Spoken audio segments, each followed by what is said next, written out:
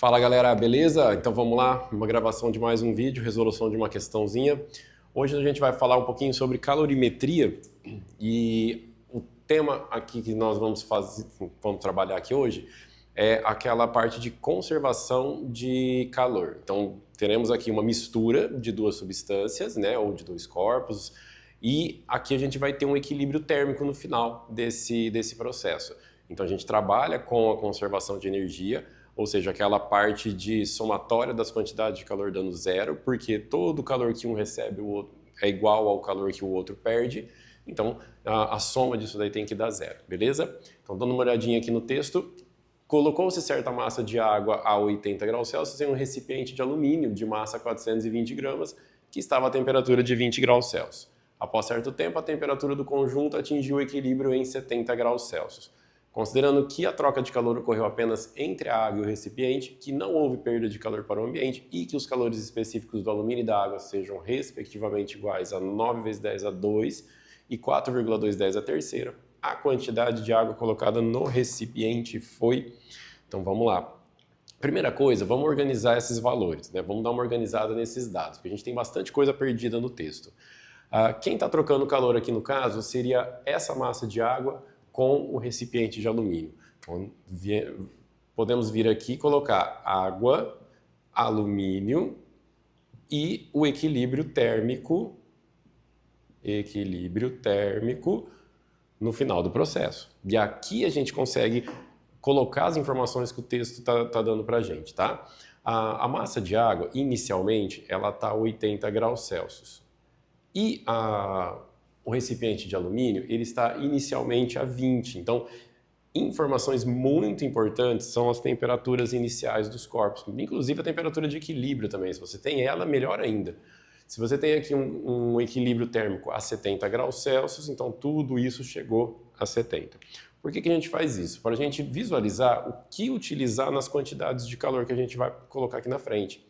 Tá vendo que a água ela muda de temperatura de 80 para 70 e o alumínio vai de 20 até 70. Então a gente sabe o que acontece com cada uma dessas substâncias. Se só teve mudança de temperatura, se teve mudança de temperatura e de estado físico. Mais informações. Temos a massa de alumínio, que é 420 gramas. Então aqui, ó, 420 gramas. E a gente quer descobrir essa massa de água aqui, beleza? Bom, pelo princípio geral das trocas de calor, a gente sabe que a somatória das quantidades de calor tem que dar zero. Quer dizer que todo o calor perdido pela água é recebido pelo alumínio. Então, se eu somar o que um perde que o outro recebe, tem que dar zero. Então, a gente vem aqui e coloca a quantidade de calor da água mais a quantidade de calor do alumínio, tudo isso tem que dar zero. Vamos analisar agora o que eu vou colocar nesse Q, porque a gente está aqui na parte de calorimetria, que é uma parte que tem duas equações bastante importantes, que é aquela famosa equação do Q macete, que é a mudança de temperatura, e a equação do Q mole, que é aquela de mudança de estado físico.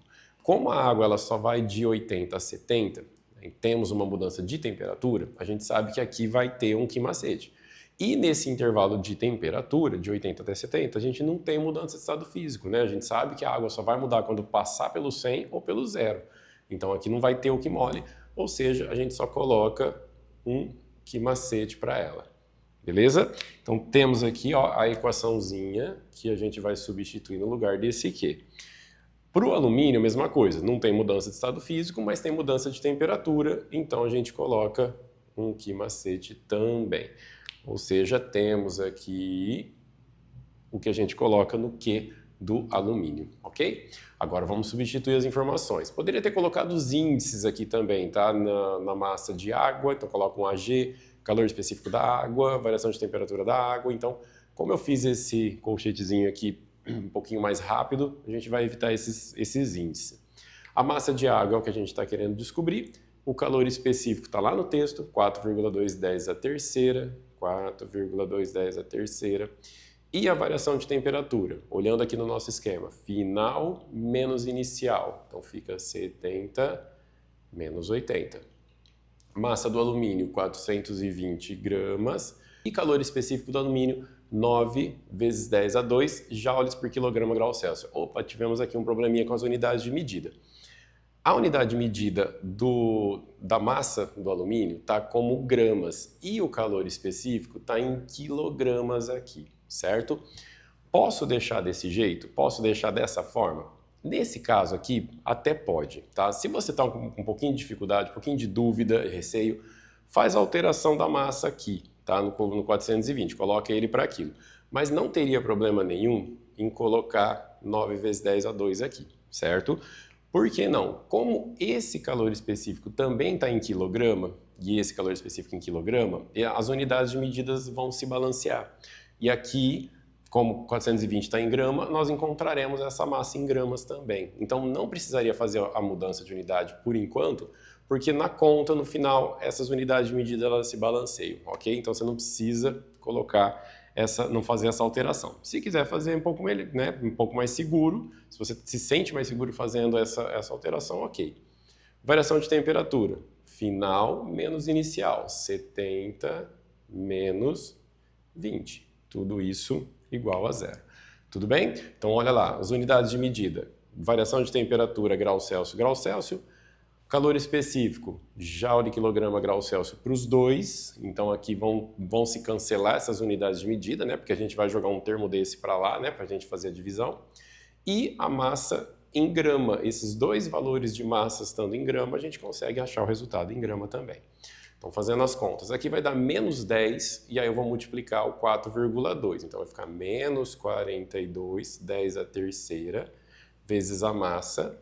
E aqui vai ficar 50 e eu vou fazer a multiplicação só pelo 9. Então fica 420 vezes 50 vezes 9, 450 vezes 10 a segunda, igual a zero. Por que eu multipliquei só o 9 e não o 420 também? Dá uma olhadinha nesse número e nesse número aqui.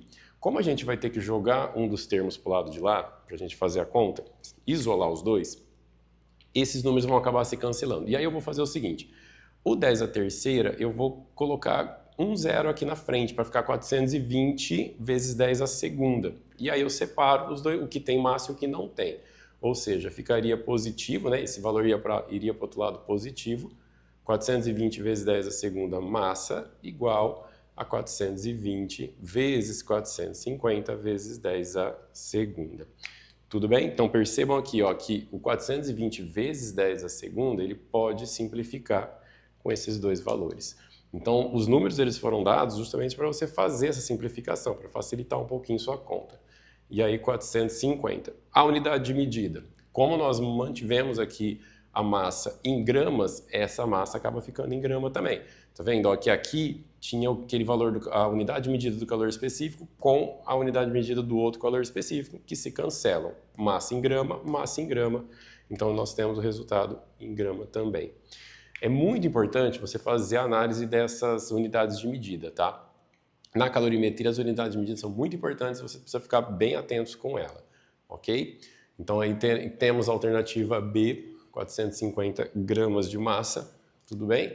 Uma questãozinha muito importante, uma questãozinha bem popular nos vestibulares que tem por aí, beleza? Então valeu galera, até a próxima aula.